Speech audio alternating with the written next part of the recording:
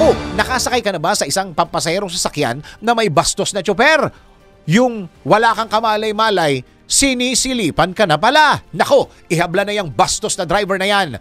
Ang kaparusahan niya sa NBI. Naku, bawal ito. Alamin kung bawal o hindi. Dahil kung di mo alam to, kaso ang kakaharapin mo sa NBI. Naku, bawal ito. Driver na naninilip ng pasahero? Nako! Bawal ito! Karamihan sa atin ay parte na ng buhay ang araw-araw na pagko-commute. Kung ikaw ay babae, madalas makakatsempo ka ng driver na titingin-tingin sa iyong katawan, kahit ano pa ang iyong suot.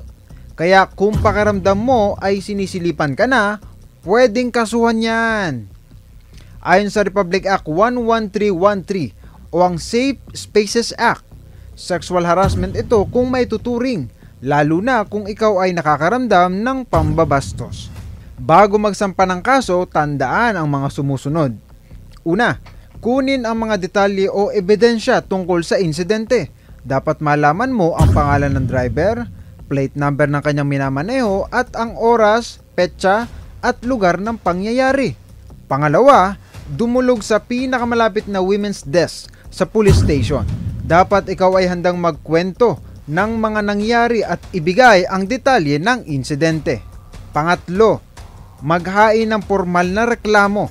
Ikaw ay tutulungan ng officer in charge sa women's desk sa paggawa nito. Ang inireklamong driver ay maaari magmulta ng hanggang 1,000 piso, mag-render ng 12 oras sa community service at padadaluhin sa isang gender awareness seminar. Kaya manong driver, isihan mo lang.